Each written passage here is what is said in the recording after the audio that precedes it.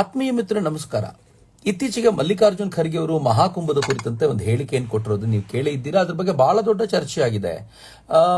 ಅದನ್ನ ಮಲ್ಲಿಕಾರ್ಜುನ್ ಖರ್ಗೆ ಅವರು ಅಥವಾ ದೊಡ್ಡ ಖರ್ಗೆ ಅವರು ತುಂಬಾ ಸ್ಪಷ್ಟವಾಗಿ ಹೇಳಿದ್ರು, ಕುಂಭಮೇಳದಲ್ಲಿ ಸ್ನಾನ ಮಾಡೋದ್ರಿಂದ ಬಡತನ ಹೋಗುತ್ತಾ ಅಂತ. ಆನಂತರ ಚಿಕ್ಕ ಖರ್ಗೆ ಅವರು ಅದರ ಕುರಿತಂತೆ ಟ್ವೀಟ್ಗಳನ್ನು ಮಾಡಿ ಹೇಳಿದ್ರು, ಕುಂಭಮೇಳದಲ್ಲಿ ಸ್ನಾನ ಮಾಡೋದ್ರಿಂದ ಪಾಪ ಹೋಗುತ್ತಾ ಅನ್ನೋದನ್ನು ಹಿರಿಯರು ಕೇಳಿದ್ದಾರೆ, ಇದಕ್ಕೆ ನೀವು ಉತ್ತರ ಕೊಡಿ ಅನ್ನೋ ಪ್ರಶ್ನೆ ಮಾಡಿದ್ರು. ಕರೆಕ್ಟ್ ಆಗಿದೆ. ಇವರು ಕೇಳಿರುವಂತಹ ಪ್ರಶ್ನೆಯನ್ನ ಸರಿಯಾಗಿ ಅರ್ಥ ಮಾಡ್ಕೊಳ್ಳದೆ ನೀವೆಲ್ಲ ಕೂಗಾಡ್ತಾ ಇರೋದು ಖಂಡಿತವಾಗಿಯೂ ತಪ್ಪು. ಮಲ್ಲಿಕಾರ್ಜುನ್ ಖರ್ಗೆ ಅವರು ಏನು ಕುಂಭಮೇಳದಲ್ಲಿ ಸ್ನಾನ ಮಾಡಿದ್ರೆ ಪಾಪ ಹೋಗುತ್ತಾ ಅಂತ ಕೇಳಿದ್ರಲ್ಲಿ ಏನ್ ತಪ್ಪಿದೆ ಹೇಳಿ? ಅವರು ಹಿರಿಯರು, ಅವರಿಗೆ ಸಿಕ್ಕಾಪಟ್ಟೆ ಅನುಭವ ಇದೆ. ಅನುಭವದ ಆಧಾರದ ಮೇಲೆ ಈ ಪ್ರಶ್ನೆ ಮಾಡಿದ್ದಾರೆ. ಈ ಪ್ರಶ್ನೆಯನ್ನ ನಾವು ಅರ್ಥೈಸಿಕೊಳ್ಬೇಕಾಗಿರುವಂತ ಅಗತ್ಯ ಇದೆ ಅಂತ. ಮೊದಲನೇದಾಗಿ ನಾನು ಮಹಾತ್ಮ ಗಾಂಧೀಜಿಯವರ ಕುರಿತಂತೆ ಹೇಳೋದಾದ್ರೆ 1915ರಲ್ಲಿ ಗೋಪಾಲಕೃಷ್ಣ ಗೋಖಲೆ ಅವರು ಹೇಳಿಕೊಂಡ್ರು, ಅವರ ರಾಜಕೀಯ ಗುರು ಗೋಪಾಲಕೃಷ್ಣ ಗೋಖಲೆ ಅವರು ಹೇಳಿದ್ರು ಅನ್ನೋ ಕಾರಣಕ್ಕೋಸ್ಕರ ದೇಶದ ಪರ್ಯಟನೆ ಮಾಡ್ತಿರ್ಬೇಕಾದ್ರೆ ಅವರು ಹರಿದ್ವಾರದ ಕುಂಭಕ್ಕೆ ಬಂದಿದ್ರು. ಅವರೇ ತಮ್ಮ ಬಯೋಗ್ರಫಿಯಲ್ಲಿ ಬರ್ಕೊಳ್ತಾ ಹೇಳ್ತಾರೆ, ಅವರಿಗೆ ಆ ಕುಂಭ ಇಷ್ಟ ಆಗಲಿಲ್ಲ, ಅದು ತುಂಬಾ ಕೊಳಕಾಗಿತ್ತು, ಗಲೀಜಾಗಿತ್ತು, ಇನ್ಯಾವತ್ತೂ ಕುಂಭಕ್ಕೆ ಹೋಗಬಾರದು ಅಂತ ನನಗೆ ಅನ್ನಿಸ್ತು ಅಂತೆಲ್ಲ ಮಹಾತ್ಮ ಗಾಂಧೀಜಿ ಹೇಳ್ಕೊಳ್ತಾರೆ. ಅಗ್ರಿ. ಆದ್ರೆ ಅದೇ ಮಹಾತ್ಮ ಗಾಂಧೀಜಿಯವರು 1918ರ ಪ್ರಯಾಗನ ಕುಂಭದಲ್ಲಿ ಭಾಗವಹಿಸ್ತಾರೆ. ಇಂಟ್ರೆಸ್ಟಿಂಗ್ಲಿ ಕದ್ದು ಮುಚ್ಚಿ ಸ್ನಾನ ಮಾಡ್ತಾರೆ. ಆನಂತರ ಇದನ್ನ ಬ್ರಿಟಿಷ್ ಇಂಟೆಲಿಜೆನ್ಸ್ ರಿಪೋರ್ಟ್ನವರು ಆತರ ಮಹಾತ್ಮ ಗಾಂಧೀಜಿಯವರು ಇಂಥ ಕುಟೀರದಲ್ಲಿದ್ರು, ಇಂಥ ಜಾಗದಲ್ಲಿ ಸ್ನಾನ ಮಾಡಿದ್ರು ಅಂತ ತುಂಬಾ ಸ್ಪಷ್ಟವಾಗಿರುವಂತಹ ವಿವರಣೆಯನ್ನ ಕೊಡ್ತಾರೆ. ಇನ್ಫ್ಯಾಕ್ಟ್ 1921ರ ಫೆಬ್ರವರಿ 10ನೇ ತಾರೀಕು ಮಹಾತ್ಮ ಗಾಂಧೀಜಿ ಫೈಜಾಬಾದ್ ನಲ್ಲಿ ಭಾಷಣ ಮಾಡ್ತಾ, ನಾನು ಕುಂಭಮೇಳಕ್ಕೆ ಹೋಗಿದ್ದು, ಅಲ್ಲಿ ಸಂಗಮದಲ್ಲಿ ಪವಿತ್ರ ಸ್ನಾನ ಮಾಡಿದ್ದು ನಿಜ ಅಂತ ಒಪ್ಪಿಕೊಳ್ತಾರೆ. ಆದ್ರೆ ಈಗ ಖರ್ಗೆ ಅವರು ಕೇಳಿರುವಂತ ಪ್ರಶ್ನೆ ನೋಡಿ, ಮಹಾತ್ಮ ಗಾಂಧೀಜಿಯವ್ರ ಪಾಪ ನಾಶ ಆಯ್ತಾ? ಖಂಡಿತವಾಗಿಯೂ ಹೋಗ್ಲಿಲ್ಲ ಅಂತ. ಖರ್ಗೆ ಅವರು ಕೇಳಿರುವಂತಹ ಪ್ರಶ್ನೆ ಸರಿಯಾಗಿದೆ ಅಂತ ಈ ಕಾರಣಕ್ಕೆ ನನಗನ್ಸುತ್ತೆ. ಮಹಾತ್ಮ ಗಾಂಧೀಜಿಯವರು ಖಿಲಾಫತ್ ಚಳವಳಿಯಿಂದ ಹಿಡಿದು ದೇಶ ವಿಭಜನೆಯವರೆಗೂ ತಗೊಂಡು ಬಂದು ಈ ದೇಶವನ್ನ ಹಿಂದೂಸ್ತಾನ ಮತ್ತು ಪಾಕಿಸ್ತಾನ ಅಂತ ಪ್ರತ್ಯೇಕಗೊಳಿಸಿದ್ರು. ಪಾಪ ಇವತ್ತಿನವರೆಗೂ ಹೋಯ್ತಾ? ಇವತ್ತು ಆ ಪಾಪವನ್ನು ಅನುಭವಿಸಲೇಬೇಕಲ್ಲ. ನೆಹರೂರನ್ನ ಪ್ರಧಾನಿ ಮಾಡಬೇಕು ಅಂತ ಅವರು ಸರ್ದಾರ್ ಪಟೇಲ್ರನ್ನ ಮೂಲೆ ಗುಂಪು ಮಾಡಿದ್ರು. ಮಹಾತ್ಮ ಗಾಂಧೀಜಿಯವರ ಈ ಪಾಪ ಹೋಯ್ತಾ? ನೆಹರೂರವರನ್ನ ಮುಂದಕ್ಕೆ ತರಬೇಕು ಅಂತ ಸುಭಾಷ್ ಚಂದ್ರ ಬೋಸ್ರನ್ನ ಮೂಲೆ ಗುಂಪು ಮಾಡಿದ್ರಲ್ಲ, ಮಹಾತ್ಮ ಗಾಂಧೀಜಿಯವರ ಪಾಪ ನಿವಾರಣೆ ಆಯ್ತಾ? ಖರ್ಗೆ ಅವರ ಪ್ರಶ್ನೆ ಕೇಳಿದಾಗ ಕೂಗಾಡ್ತೀರಾ ಯಾಕೆ? ಖರ್ಗೆ ಅವರು ಸರಿಯಾಗಿ ಅರ್ಥ ಮಾಡಿಕೊಂಡು ಹಿಂದಿನ ಅನೇಕ ವಿಚಾರಗಳ ಪ್ರಶ್ನೆಯನ್ನ ಎತ್ತಿದ್ದಾರೆ. ಅರ್ಥ ಮಾಡಿಕೊಳ್ಳುವಂತ ಅಗತ್ಯ ಇದೆ. ಆದ್ರೆ ಮಹಾತ್ಮ ಗಾಂಧೀಜಿಯವರಿಗೆ ನಿಲ್ಲದಿಲ್ಲ ಇದು. ಈ ಮಹಾತ್ಮ ಗಾಂಧೀಜಿಯವರ ನಂತರ 1954ರಲ್ಲಿ ಸ್ವತಂತ್ರ ಭಾರತದ ಮೊದಲ ಕುಂಭಮೇಳಕ್ಕೆ ಸ್ವತಃ ಪ್ರಧಾನಿ ಜವಾಹರ್ಲಾಲ್ ನೆಹರು ಭೇಟಿ ಕೊಟ್ಟಿದ್ರು. ಈ ಕುಂಭಮೇಳಕ್ಕೆ ಅವರು ಭೇಟಿ ಕೊಡುವಾಗ ಅಲ್ಲಿ VIP ಟ್ರೀಟ್ಮೆಂಟ್ ಅವ್ರಿಗೆ ಕೊಡ್ಲಿಕ್ಕೋಸ್ಕರ ಒಂದು ದೊಡ್ಡ ಪ್ರಯಾಸ ಆಯ್ತಲ್ಲ, ಆ ಕಾರಣಕ್ಕೆ ಈ ಸ್ಟ್ಯಾಂಪೀಡ್ ಆಗಿ 800ರಿಂದ 1000 ಜನ ತೀರ್ಕೊಂಡಿದ್ರು 1954ನಲ್ಲಿ. ಮೌನಿ ಅಮಾವಾಸ್ಯೆಗಿಂತ ಒಂದ್ ದಿನ ಮುಂಚೆ ಹೋಗಿದ್ದಂತ ಜವಾಹರ್ಲಾಲ್ ನೆಹರು ಅಲ್ಲಿ ಮುಳುಗು ಹಾಕಿದ್ರ ಏನ್ ಹಾಕಿದ್ರ ಅನ್ನೋದು ಡೀಟೇಲ್ ಎಲ್ಲೂ ಬಂದಿಲ್ಲ. ಆದ್ರೆ ಅವರು ಅಲ್ಲಿಗೆ ಹೋಗಿ ವಾಪಸ್ ಬಂದ ನಂತರ ಅವರು 21 ಜೂನ್ 1954ಕ್ಕೆ ಒಂದು ವಿಲ್ ಬರೀತಾರೆ. ಆ ವಿಲ್ ನಲ್ಲಿ ಏನ್ ಹೇಳ್ತಾರೆ ಗೊತ್ತಾ? ನಾನು ತೀರಿಕೊಂಡ ನಂತರ ನನ್ನ ಅಂತ್ಯ ಸಂಸ್ಕಾರ ನೀವು ಮಾಡಿದ್ಮೇಲೆ ನನ್ನ ಒಂದು ಹಿಡಿ ಅಸ್ಥಿಯನ್ನ ಗಂಗೆಗೆ ವಿಸರ್ಜನೆ ಮಾಡಬೇಕು. And he will not forget. ಅವ್ರು ಹೇಳ್ತಾರೆ, ಇದು ರಿಲಿಜಿಯಸ್ ಕಾರಣಕ್ಕೋಸ್ಕರ ಅಲ್ಲ, ಆದ್ರೆ ಗಂಗೆ ಈ ದೇಶದ ಹರಿಯುವ ಸಂಸ್ಕೃತಿಯ ಪ್ರತೀಕ. ನಾನು ಚಿಕ್ಕಂದಿಂದಲೂ ಇದೇ ಗಂಗೆಯ ಜೊತೆ ಒಡನಾಡಿದ್ದೀನಿ, ಹೀಗಾಗಿ ನೀವು ಇದನ್ನ ನನ್ನ ಅಸ್ಥಿಯಲ್ಲಿ ವಿಸರ್ಜನೆ ಮಾಡಬೇಕು ಅಂತ. ಆಯ್ತಪ್ಪ, ಈ ನೆಹರೂರವರ ಅಸ್ಥಿಯನ್ನ ಗಂಗೆಯಲ್ಲಿ ವಿಸರ್ಜನೆ ಮಾಡಿದ ಮಾತ್ರಕ್ಕೆ ಅವ್ರ ಪಾಪ ಹೋಯ್ತಾ? ಮಲ್ಲಿಕಾರ್ಜುನ್ ಖರ್ಗೆ ಅವರು ಕೇಳಿರುವಂತ ಪ್ರಶ್ನೆ ಸರಿಯಾಗಿದೆ. ಚೀನಾಕ್ಕೆ 1000 ಹೆಕ್ಟೇರ್ ಭಾರತದ ಭೂಮಿಯನ್ನ ಜವಾಹರ್ಲಾಲ್ ನೆಹರು ಬಿಟ್ಕೊಟ್ರು, ಪಾಪ ಹೋಯ್ತಾ ಇವತ್ತಾದ್ರು? ಕಾಶ್ಮೀರಕ್ಕೆ ಆರ್ಟಿಕಲ್ 370 ಅವರು ಹೇರಿದ್ರು ಅಥವಾ ಕಾಶ್ಮೀರಕ್ಕೆ ಕೊಡುಗೆ ಕೊಟ್ಟರು, ಇಡೀ ಭಾರತವನ್ನ ತುಂಡರಿಸುವಂತ ಪ್ರಯತ್ನ ಮಾಡಿದ್ರು, ಅವ್ರ ಪಾಪ ಹೋಯ್ತಾ? ಏನೋ ಮೋದಿ ಅವರು ಬಂದು ಸ್ವಲ್ಪ ಪಾಪವನ್ನು ತೊಳೆಯೋ ಪ್ರಯತ್ನ ಮಾಡಿದ್ರು, ಜವಾಹರ್ಲಾಲ್ ನೆಹರು ಇದನ್ನು ಮಾಡಿದ್ರು ಅನ್ನೋ ಪಾಪ ಹೋಯ್ತಾ? ಇಲ್ಲ.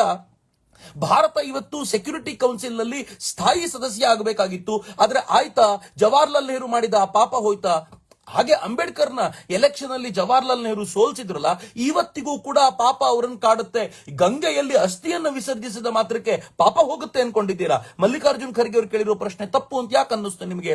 ಆಯ್ತು, 1966ರಲ್ಲಿ ಪ್ರಯಾಗ್ನ ಕುಂಭಕ್ಕೆ ಇಂದಿರಾ ಗಾಂಧಿ ಹೋಗಿದ್ರಲ್ಲ, ಹೋಗ್ಬೇಕಾದ್ರೆ ಸುಮ್ಮನೆ ಹೋಗಲಿಲ್ಲ.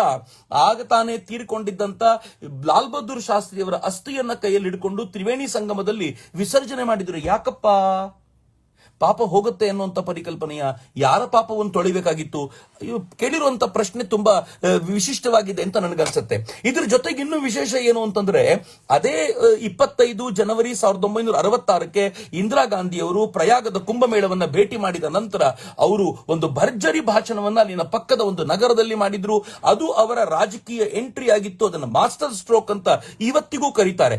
ಇಲ್ಲಿಗೆ ಮುಗಿಸ್ಬೇಕಿತ್ತಲ್ಲ ಅವರು, ಆದ್ರೆ 1977ಕ್ಕೆ ಮತ್ತೆ ಅದೇ ಕುಂಭಮೇಳಕ್ಕೆ ಭೇಟಿ ಕೊಟ್ಟು ಅಲ್ಲಿನ ಸಾಧುಗಳ ಜೊತೆಗೆ ಅವರು ಮಾತನಾಡಿದ್ರು. ಅವರದೊಂದು ಕ್ರೂಷಿಯಲ್ ಎಲೆಕ್ಷನ್ ಆ ಸಂದರ್ಭದಲ್ಲಿತ್ತು. ಆಗ ಅವರು ಸಂಗಮದಲ್ಲಿ ಮುಳುಗು ಹಾಕಿದ್ದಿರಬಹುದು, ಗೊತ್ತಿಲ್ಲ, ಅದರ ಬಗ್ಗೆ ಡೀಟೇಲ್ ನನಗಂತೂ ಗೊತ್ತಿಲ್ಲ. ಆದ್ರೆ ಪ್ರಾಮಾಣಿಕವಾಗಿ ಹೇಳಿ, ಸಂಗಮ ಕ್ಷೇತ್ರಕ್ಕೆ ಅವ್ರು ಹೋಗಿ ಸ್ನಾನ ಮಾಡಿದ್ರು ಅಂತ ಮಾತ್ರಕ್ಕೆ ಇಂದಿರಾ ಗಾಂಧಿ ಅವರು ಪಾಪ ತೊಳೆದು ಹೋಯ್ತಾ? ಮಲ್ಲಿಕಾರ್ಜುನ್ ಖರ್ಗೆ ಅವರು ಕೇಳಿರೋ ಪ್ರಶ್ನೆಯಲ್ಲಿ ಏನ್ ತಪ್ಪಿದೆ? ಇಂದಿರಾ ಗಾಂಧಿ ಅವರು ಈ ದೇಶದ ಮೇಲೆ ಎಮರ್ಜೆನ್ಸಿ ಹೇರಿದ್ರು, ಈ ದೇಶವನ್ನ ಒಂದು 25 ವರ್ಷಗಳ ಹಿಂದೆ ನೂಕಿದ್ರು. ಪಾಪ ಇವತ್ತಿಗಾದ್ರೂ ತೊಳ್ಕೊಳ್ಳಿಕ್ಕಾಗಿದೆಯಾ? ಹಾಗೆ ಸಂವಿಧಾನವನ್ನ, ಬಾಬಾ ಸಾಹೇಬರು ಕೊಟ್ಟ ಸಂವಿಧಾನವನ್ನ ಇಂದಿರಾ ಗಾಂಧಿ ನಿರಂತರವಾಗಿ ತಿದ್ರು. ಒಂದಾದ್ಮೇಲೆ ಒಂದು ಆರ್ಟಿಕಲ್ಗಳನ್ನು ತಂದು ಅವರನ್ನು ತಿದ್ದುವಂತ ಪ್ರಯತ್ನ ಮಾಡಿದ್ರು. ಆ ಪಾಪ ಇವತ್ತಿಗಾದ್ರೂ ಹೋಯ್ತಾ? ತಮ್ಮ ಮಗ ಸಂಜಯ್ ಗಾಂಧಿಯನ್ನ ಪ್ರೊಜೆಕ್ಟ್ ಮಾಡ್ಲಿಕ್ಕೋಸ್ಕರ ಈ ದೇಶ ಹಿಂದೆಂದೂ ಕಂಡರಿಯದಂತ ಭ್ರಷ್ಟಾಚಾರಕ್ಕೆ ನಾಂದಿ ಹಾಡಿದ್ದು ಇಂದಿರಾ ಗಾಂಧಿ. ಅದರ ಪಾಪ ಹೋಯ್ತಾ? ಮಿತ್ರ, ಈ ಪಾಪವನ್ನು ತೊಳ್ಕೊಳ್ಳೋದು ಹೇಗೆ? ನೀವು ಸ್ನಾನ ಮಾಡಿದ ಮಾತ್ರಕ್ಕೆ ಪಾಪ ಹೋಗುತ್ತಾ? ಹಾಗಂತ ಮಲ್ಲಿಕಾರ್ಜುನ್ ಖರ್ಗೆ ಅವರು ಒಂದು ಪ್ರಶ್ನೆ ಕೇಳಿದ್ರೆ ತಪ್ಪೇನಿದೆ ಅದರಲ್ಲಿ? ಆಗ್ಲಿ ಇಂದಿರಾ ಗಾಂಧಿ ಅವರು ತೀರ್ಕೊಂಡಾಗ ಅವರು ಯಮುನಾ ತಟದಲ್ಲಿ, ಯಮುನಾ ನದಿಯ, ಅದನ್ನು ಬರೀತಾರಲ್ಲ, ಪವಿತ್ರ ಯಮುನಾ ನದಿಯ ತಟದಲ್ಲಿ ಅವರ ಅಂತ್ಯ ಸಂಸ್ಕಾರ ಮಾಡಲಾಯಿತು. ಯಾಕೆ ಪವಿತ್ರ ಯಮುನಾ ನದಿ ತಟ್ಟ ಬೇಕಿತ್ತು? ಯಾಕೋ ಒಂದು ಚರಂಡಿಯ ತೀರದಲ್ಲಿ ಮಾಡ್ಲಿಕ್ಕೆ ಆಗ್ತಿರ್ಲಿಲ್ವಾ? ಯಾವುದೋ ಒಂದು ಚರಂಡಿ ಪಕ್ಕದಲ್ಲಿ ಸಂಸ್ಕಾರ ಮಾಡಬಹುದಾಗಿತ್ತಲ್ಲ. ಹಾಗಂತ ಯಮುನಾ ತೀರದಲ್ಲಿ ಅವರ ಅಂತ್ಯ ಸಂಸ್ಕಾರವನ್ನ ಮಾಡಲಾಯಿತು ಅನ್ನೋ ಕಾರಣಕ್ಕೋಸ್ಕರ ಅವರ ಪಾಪ ತೊಳೆದೋಯ್ತಾ? ಇನ್ನೂ ಇಂಟ್ರೆಸ್ಟಿಂಗ್ ಸಂಗತಿ ಹೇಳ್ತೀನಿ. ಅವರ ಅಸ್ಥಿಯನ್ನ 22 ಕುಂಭಗಳಲ್ಲಿ ಸಂಗ್ರಹಿಸಿ ಅದನ್ನ ಈ ದೇಶದ ಭಿನ್ನ ಭಿನ್ನ ರಾಜ್ಯಗಳಿಗೆ ತೆಗೆದುಕೊಂಡು ಹೋಗಿ ಅಲ್ಲೆಲ್ಲ ಯಾತ್ರೆ ಮಾಡಿದ ನಂತರ ಆ ಅಸ್ಥಿಯನ್ನ ತಗೊಂಡು ಹಿಮಾಲಯದ ಮೇಲೆ ಚೆಲ್ಲಲಾಯ್ತಲ್ಲ, ಪಾಪ ಹೋಯ್ತಾ? ಇಂದಿರಾ ಗಾಂಧಿ ಮಾಡಿದ ಆ ಎಲ್ಲ ಪಾಪಗಳನ್ನು ತೊಳ್ಕೊಳ್ಳಿಕ್ ಸಾಧ್ಯ ಆಯ್ತಾ? ಮಲ್ಲಿಕಾರ್ಜುನ್ ಖರ್ಗೆ ಅವರು ಕೇಳಿರುವಂತ ಪ್ರಶ್ನೆ ಸರಿಯಾಗೇ ಇದೆ. 2001ರಲ್ಲಿ ಸೋನಿಯಾ ಗಾಂಧಿಯವರು ಅವರು ಕುಂಭಮೇಳಕ್ಕೆ ಹೋಗಿ ಅಲ್ಲಿ ಸ್ನಾನ ಮಾಡ್ತಾರಲ್ಲ, ಡುಬ್ಕಿ ಹೊಡಿತಾರಲ್ಲ, ಆಗ ಅಟಲ್ ಬಿಹಾರಿ ವಾಜಪೇಯಿ ಅವರ ಸರ್ಕಾರ ಇತ್ತು. ಯಾಕೆ ಸೋನಿಯಾ ಗಾಂಧಿ ಅವರು ಹೋದ್ರು? ಅವರಿಗೆ ತಾವು ಪವಿತ್ರಗೊಳ್ಳಬೇಕು ಅಂತ ಭಾವನೆ ಇತ್ತ, ಬಡತನ ನಿವಾರಣೆ ಮಾಡಬೇಕು ಅನ್ನುವಂತ ಭಾವನೆ ಇತ್ತ, ಗೊತ್ತಿಲ್ಲ. ಆದ್ರೆ ಡುಬ್ಕಿ ಹೊಡೆದ ಮಾತ್ರಕ್ಕೆ, ಅಲ್ಲಿ ಮುಳುಗೆದ್ದ ಮಾತ್ರಕ್ಕೆ ಸೋನಿಯಾ ಗಾಂಧಿ ಅವರ ಪಾಪ ಪರಿಹಾರ ಆಯ್ತಾ?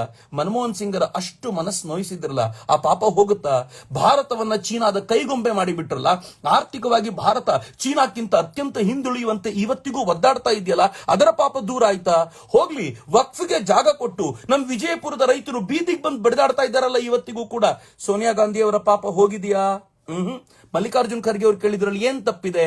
ಈ ಪಾಪ ಅಷ್ಟು ಸುಲಭಕ್ಕೆ ತೊಳೆದುಕೊಳ್ಳುವಂತದ್ದಲ್ಲ. ಗಂಗಾ ನದಿಯಲ್ಲಿ ಮಿಂದ ಮಾತ್ರಕ್ಕೆ ಹೋಗೋದಿಲ್ಲ, ತ್ರಿವೇಣಿ ಸಂಗಮದಲ್ಲಿ ಮಿಂದ ಮಾತ್ರಕ್ಕೆ ಹೋಗೋದಿಲ್ಲ. ಆಯ್ತಪ್ಪ, ಮಲ್ಲಿಕಾರ್ಜುನ್ ಖರ್ಗೆ ಅವರು ಅವರನ್ನು ಸ್ನಾನ ಮಾಡಿದ್ರು. 2018ರಲ್ಲಿ ಯಾದಗಿರಿಯ ಭೀಮಾ ಪುಷ್ಕರದಲ್ಲಿ ಅವ್ರು ಹೋಗಿರುವಂತ ಚಿತ್ರ ವೈರಲ್ ಆದ್ಮೇಲೆ ಸೈಲೆಂಟ್ ಆಗಿದ್ದಾರೆ. ಆದ್ರೆ ನನಗಿರುವಂತ ಪ್ರಶ್ನೆ, ನೀವು ಅಲ್ಲಿಗೆ ಹೋದ್ಮೇಲೆ ಪಾಪ ನಿವಾರಣೆ ಆಯ್ತಾ? ಏನೇನ್ ಪಾಪಗಳು ಅಂತ ನೀವು ಹೇಳಬೇಕು ಅಷ್ಟೇ. ಆದ್ರೆ ಅವರು ಒಂದೇ ಒಂದು ವಿಚಾರದಲ್ಲಂತೂ ಅವರು ತಪ್ಪು ಮಾತನಾಡಿದ್ದಾರೆ ಅಂತ ನನ್ಗನ್ಸುತ್ತೆ. ಏನು ಅಂದ್ರೆ, ಬಡತನ ನಿವಾರಣೆ ಆಗುತ್ತಾ ಕುಂಭ ಸ್ನಾನ ಮಾಡಿದ್ರೆ ಅಂತ ಕೇಳಿದ್ರೆ, ಭೀಮಾ ಪುಷ್ಕರದಲ್ಲಿ ಸ್ನಾನ ಮಾಡಿರೋದ್ರಿಂದ ಮಲ್ಲಿಕಾರ್ಜುನ್ ಖರ್ಗೆ ಅವರ ಬಡತನ ಅಂತೂ ಸಿಕ್ಕಾಪಟ್ಟೆ ನಿವಾರಣೆ ಆಗಿದೆ. ಹೆಂಗೆ ನಿವಾರಣೆ ಆಗಿದೆ ಅಂತಂದ್ರೆ, ಅವರ ಶ್ರೀಮಂತಿಕೆಯ ಕುರಿತಂತೆ ಸಂಸತ್ನಲ್ಲೇ ವಿಸ್ತಾರವಾದ ಚರ್ಚೆ ಒಂದು ಸಲ ಆಗಿತ್ತು. ಅಷ್ಟೇ ಅಲ್ಲದೆ, ಜನರ ಟ್ಯಾಕ್ಸ್ ನ ದುಡ್ಡದಲ್ಲಿ ಅವರು ಕಲಬುರಗಿಯಲ್ಲಿ ಒಂದು ದೊಡ್ಡ ಹಾಸ್ಪಿಟಲ್ ಕಟ್ಟಿದಾರಲ್ಲ, ESI ಹಾಸ್ಪಿಟಲ್, ಅದನ್ನ ನೀವು ಏರಿಯಲ್ ವ್ಯೂ ನಲ್ಲಿ ನೋಡಿದ್ರೆ ಖರ್ಗೆ ಅಂತ ಕಾಣುವಂತೆ, ಅವ್ರು ಬರ್ಕೊಳ್ಳುವಂತೆ ಕಂಡಿದ್ಯಲ್ಲ. ಹೆಂಗ್ ಸಾಧ್ಯ ಆಯ್ತು ಇದೆಲ್ಲ? ಇದು ಕುಂಭಮೇಳದಲ್ಲಿ ಸ್ನಾನ ಮಾಡಿದ್ರಿಂದ ಸಾಧ್ಯ ಆಗಿರಬಹುದು ಅಂತ ಅನೇಕ ಬಾರಿ ಅನ್ಸುತ್ತೇನೋ, ಗೊತ್ತಿಲ್ಲ. ಈ ಒಂದು ಕಾರಣಕ್ಕೆ ಖರ್ಗೆ ಅವರ ಮೇಲೆ ನಂದೊಂದು ಪ್ರಶ್ನೆ ಇದೆ. ಅದರ್ವೈಸ್ ಕುಂಭಮೇಳದಲ್ಲಿ ಸ್ನಾನ ಮಾಡಿದ್ರೆ ಇವ್ರು ಯಾರ್ದು ಪಾಪ ಪರಿಹಾರ ಆಗಲಿಲ್ಲ ಅನ್ನೋದನ್ನ ಖರ್ಗೆ ಅವರು ಎತ್ತಿ ಹೇಳಿದ್ದಾರಲ್ಲ, ಅವ್ರ ಮಾತಿಗೆ ನನ್ನ ಸಹಮತ ಇದೆ. ನನ್ಗನ್ಸುತ್ತೆ ನೀವು ಕೂಡ ಇದಕ್ಕೆ ಸಹಮತ ವ್ಯಕ್ತಪಡಿಸ್ತೀರಾ ಅಂತ. ಮಿತ್ರ, ಕುಂಭಮೇಳಕ್ಕೆ ಹೋಗಿ ಬಂದವರಿಗೆಲ್ಲರಿಗೂ ಅಭಿನಂದನೆಗಳು, ಧನ್ಯವಾದ. ಮತ್ತೆ ಸಿಗ್ತೀನಿ. ನಮಸ್ಕಾರ. ವಂದೇ ಮಾತರಂ. ಜೈ ಹಿಂದ್.